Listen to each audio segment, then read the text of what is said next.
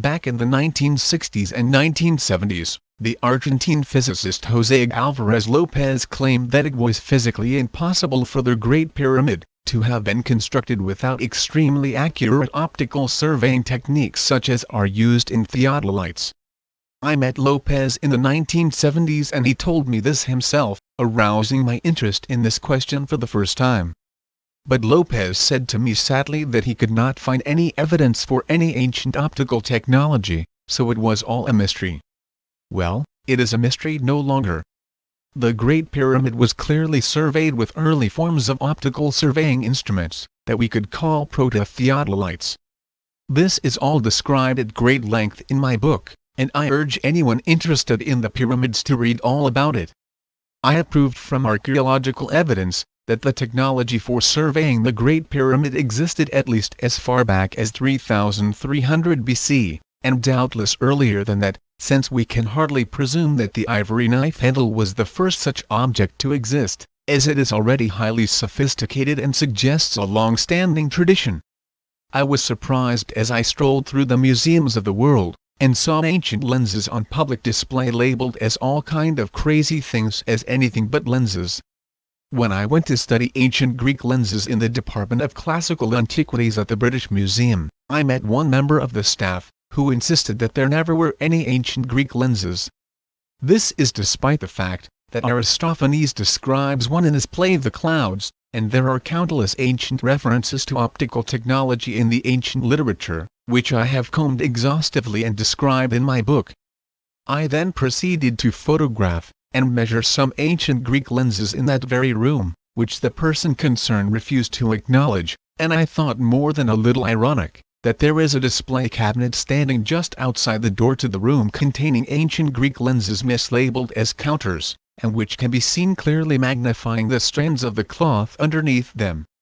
When I was in the Athens Archaeological Museum studying Mycenaean lenses, which were clearly on display in the Mycenaean room where they are mislabeled, I could not help but be aware that a former deputy director of the same museum had written an article about an apparent crystal lens, which he had himself excavated on Crete, but he neglected to mention in his article that his own museum had many such lenses in display cabinets, which anyone could walk into the museum and see on any day of the week. Ancient lenses tended to be of rock crystal until Carthaginian and Roman times, beginning about the 4th century BC, after which glass lenses became more common, being much cheaper, and crystal lenses then became rare.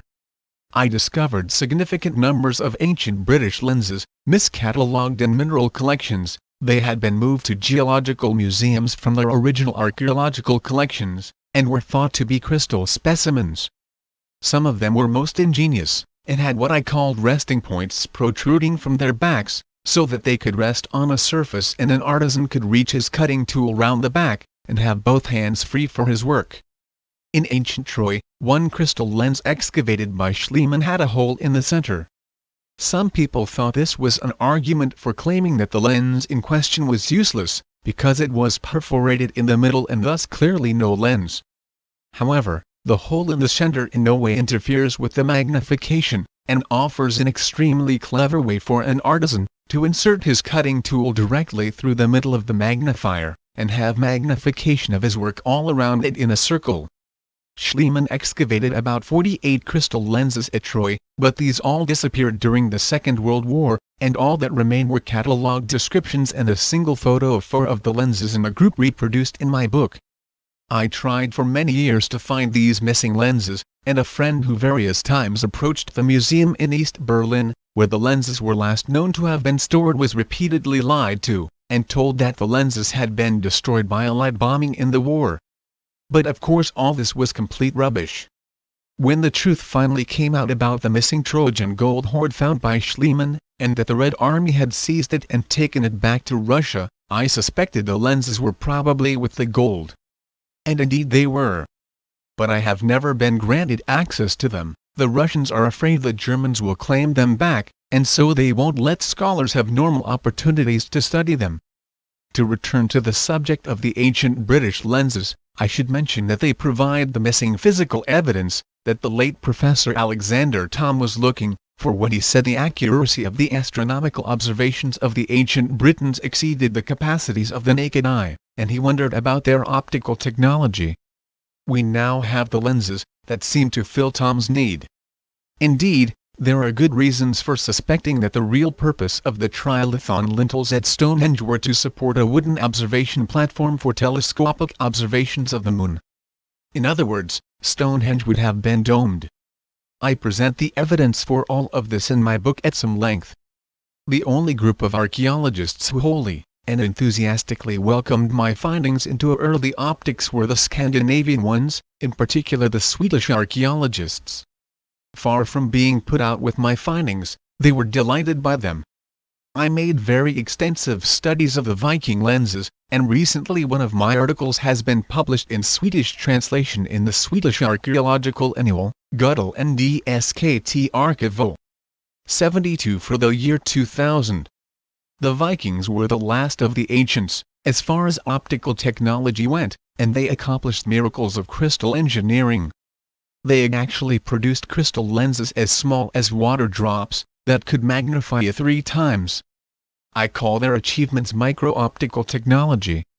Although my discoveries about ancient Chinese optical technology were rather limited extracts from ancient texts plus reports of 6 excavated ancient lenses, which I was unable to inspect personally, in one case, because of floods preventing me from getting to a provincial museum. The Crystal Sunday is being translated into Chinese and I have been asked to lecture about it at China's leading technical university, Tsinghua University in Beijing, of which I am a fellow.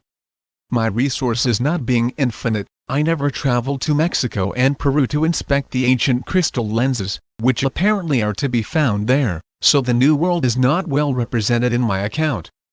I hope others will remedy this deficiency one day.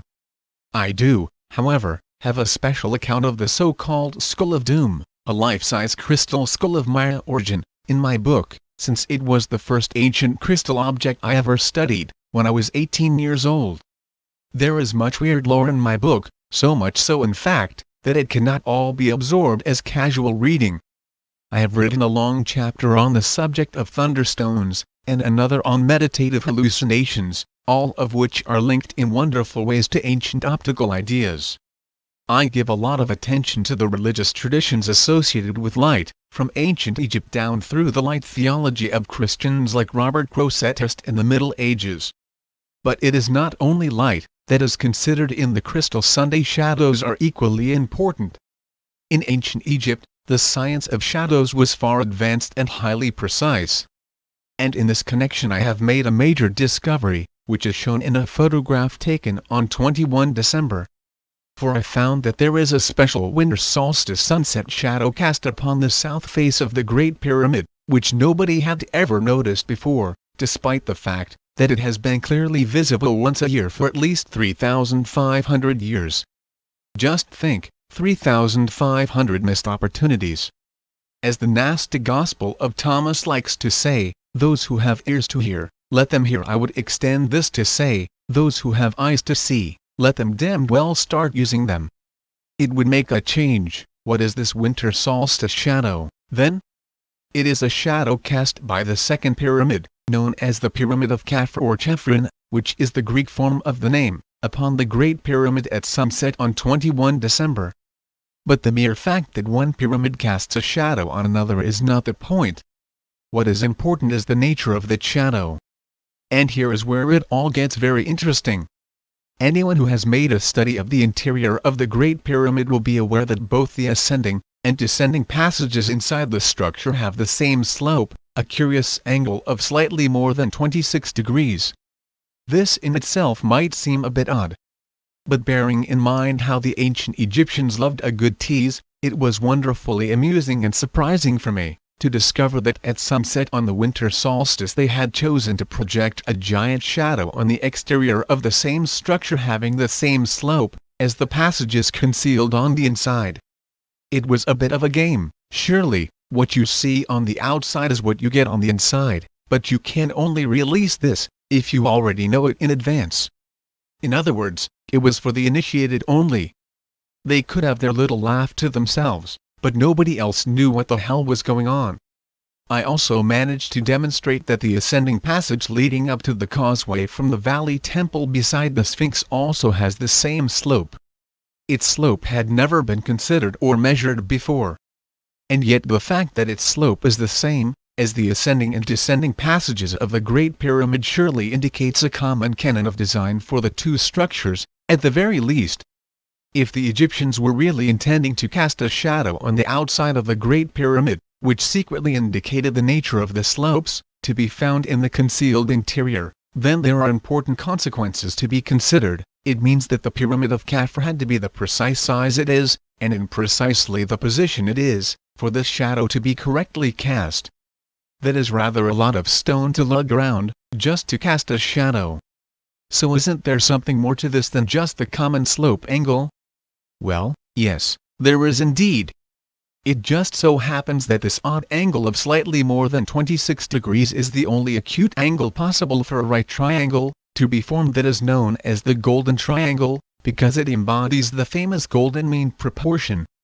And it also just so happens that the golden mean proportion is at the basis of the entire canon of ancient Egyptian art and architecture, as I also explain in my book at some length. And in fact, the shadow, if truncated by a vertical line running up the middle of the south face of the Great Pyramid, does actually form a golden triangle, which once again is mirrored on the inside, because it is a similar golden triangle, which determines the precise point of commencement of the Grand Gallery on the interior of the pyramid, as I show in a drawing in my book. And as for the vertical line running up the pyramid, that too is real, and has been shown from an aerial photograph, although it is invisible to the naked eye or by any perceptual means at ground level. There is actually a purposeful slight indentation of a few inches in the construction of the side of the pyramid, discovered in measurements made by Petrie. This apothem, as geometers call such vertical lines, forms the right angle to transform the solstice shadow into a perfect golden triangle.